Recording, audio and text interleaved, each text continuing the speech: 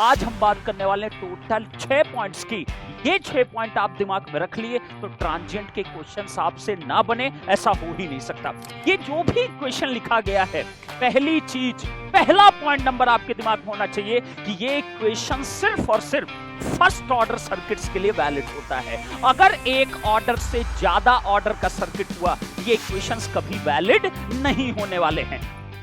आज के इस छोटे से वीडियो में आपको ये जानने को मिलेगा कि आप 3 मिनट में वो चीजें आप जान पाओगे ट्रांजिएंट एनालिसिस के बारे में, जिसमें मैं आपको यकीन दिलाता हूं अगर 100 बच्चे ऐसे क्वेश्चंस को अटेम्प्ट करते हैं तो मिनिमम मैं बता रहा हूं 50 से 60 बच्चे ये मिस्टेक्स करने वाले जो आज मैं आपको बताने वाला हूं। तो एक तरीके से देखा जाए, इन 3 से 4 मिनट के अंदर आप इतना कुछ जान लोगे जितना आप पूरी पढ़ाई करते वक्त भी कई बार नहीं जान पाते।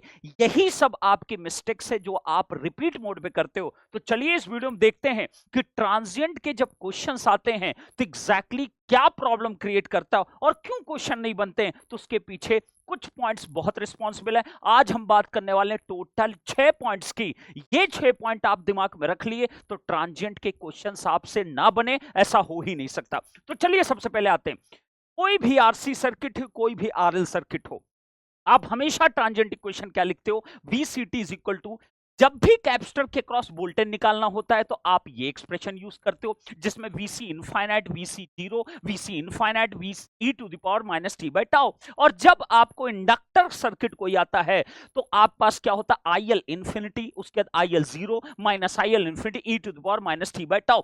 अब यही इक्वेशन आप रिपीट मोड पे यूज करते हो, फिर भी क्वेश्चन में गलती होती है। आइए जरा जानते हैं कि इस इक्वेशन की खासियत क्या है, और आज जो आप ये 3-4 मिनट में जानने वाले हो ना, बहुत बेहतरीन आपके लिए होने वाला है। चलिए सबसे पहली खासियत बात क्या है, ये जो भी इक्वेशन लिखा गया है, पहली चीज, पहला पॉइंट नंबर आपके दिमाग में होना चाहिए कि ये इक्वेशन सिर्फ और सिर्फ फर्स्ट ऑर्डर सर्किट्स के लिए वैलिड होता है। अगर एक ऑर्डर से ज्यादा ऑर्डर का सर्किट हुआ तो ये इक्वेशंस कभी वैलिड नहीं होने वाले हैं। पॉइंट नंबर 2 पे जरा आते हैं। सेकंड जो पॉइंट है, ध्यान रखिएगा, ये जो इक्वेशन आपने लिखा हुआ है, ये जो पीछे आपने इक्वेशन लिखा हुआ है, इसको हम ट्रांजिएंट इक्वेशन बोलते हैं। कई बच्चे इसको ट्रांजिएंट रिस्पांस बोल देते हैं। आप ध्यान रखिएगा, इसको नामकरण इसका क्या किया गया है, इसको ट्रांजिएंट इक्वेशन बोलते हैं। That is, it is not called the transient response. Transient response अगर आपसे एग्जाम में पूछे तो ट्रांजिएंट रिस्पांस केवल इतना सेगमेंट होता है, दैट्स इट ना। ट्रांजिएंट रिस्पांस अगर पूछे तो सिर्फ इतना सेगमेंट आपका ट्रांजिएंट रिस्पांस होता है, बट पूरी इक्वेशन को हम क्या कहते हैं? ट्रांजिएंट इक्वेशन कहते हैं। लेकिन ट्रांजिएंट रिस्पांस सिर्फ और सिर्फ इतना पोर्शन होता है जो यहां पे e to the power minus t by tau के साथ मल्टीप्लिकेशन में लिखा गया। चलिए आते हैं जरा पॉइंट नंबर 4 पे।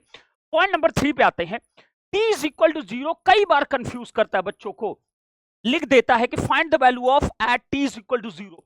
t इज इक्वल टू 0 का मतलब सिर्फ और सिर्फ होता है t is equal to 0 plus condition, क्योंकि पूरे ट्रांजिएंट में एक 0 माइनस दिखेगा, एक 0 प्लस दिखेगा और एक 0 दिखाई देगा। जब भी 0 अगर लिखा कहीं मिल जाए, 0 प्लस लिखा मिलेगा तुम समझ जाओगे, 0 माइनस लिखा मिलेगा तुम समझ जाओगे, लेकिन 0 का मतलब हमेशा 0 प्लस आपको कंसीडर करना होता है, कभी 0 माइनस मत कंसीडर करिएगा।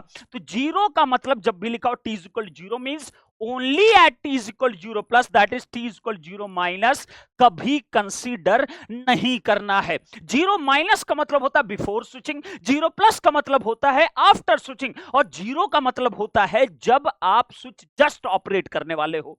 तो ये पॉइंट आपके लिए बहुत इंपॉर्टेंट रहता है। This is the point number 3। अब पॉइंट नंबर 4 पे आते हैं। कई बार क्या होता है, बच्चे इस बात को लेकर कंफ्यूज होते हैं।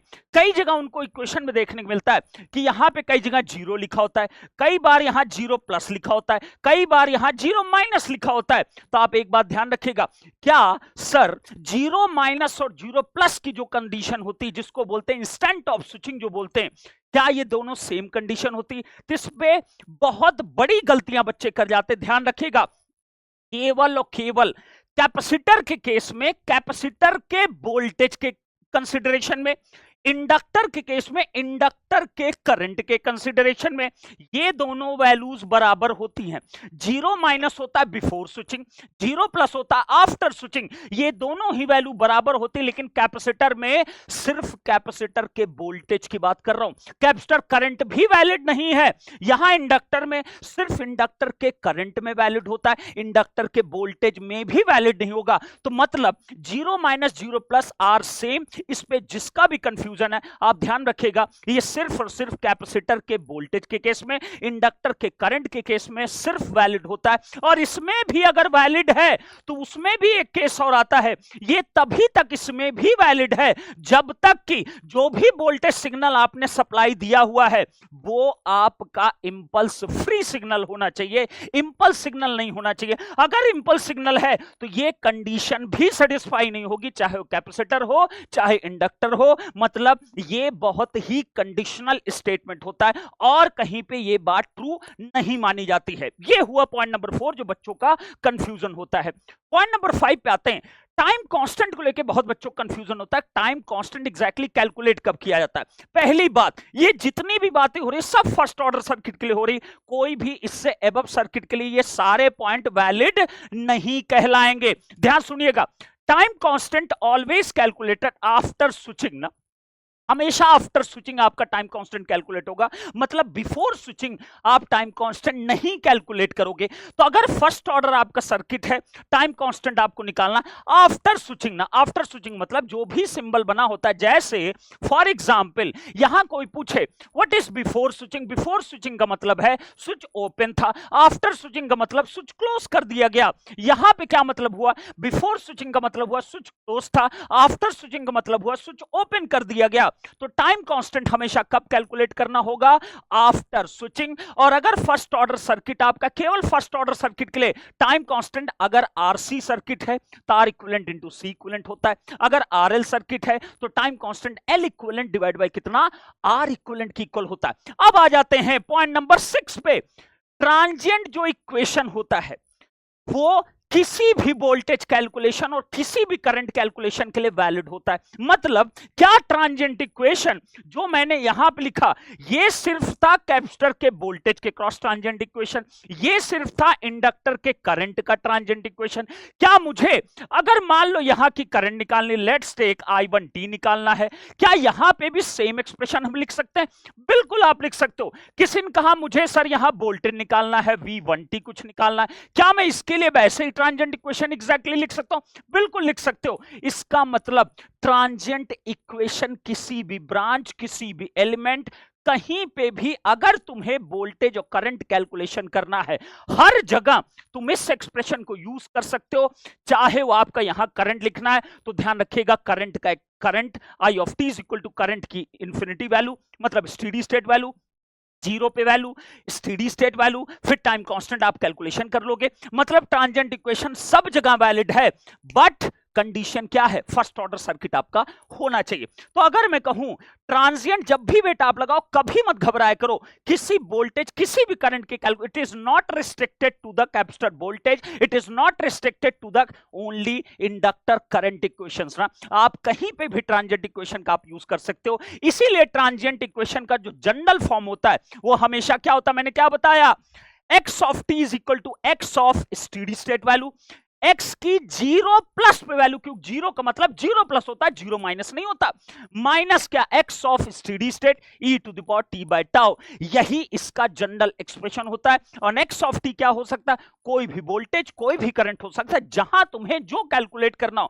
इन सारी वैल्यूज को आप निकालो और फटाफट उसमें पुट कर दो, आपको सारे पॉइंट एकदम क्लियर हो जाएंगे। तो जल्दी बताइएगा क्या इस तरीके की वीडियो से आपके ये सारे डाउट्स क्लियर हो गए? बहुत सारे बच्चों को ऐसे कंफ्यूजन रहते हैं, तो अगर आप कमेंट करके मुझे बताओगे, आप बताओगे वीडियो कैसा लगा, आपके क्या कंफ्यूजन इन पॉइंट, जो 6 पॉइंट आपको बताए गए, इससे अगर क्लैरिटी मिली है तो इस तरीके का मैंने सोचा है कि और भी हमारी टीम प्लान करेगी और आपके लिए बेहतर से बेहतर जो सिली मिस्टेक्स आप करते हो उसको आप दूर कर सकते हो। उम्मीद करते हैं आपको बहुत अच्छा लगा होगा, बहुत सारे डाउट्स आपके क्लियर भी होंगे इतने छोटे टाइम फ्रेम में। तो अगले मिलते हैं किसी नेक्स्ट वीडियो में और डिस्कस करेंगे और अच्छे अच्छे पॉइंट्स की जो आप बार बार मिस्टेक्स करते हो। तब तक के लिए गुड बाय, धन्यवाद।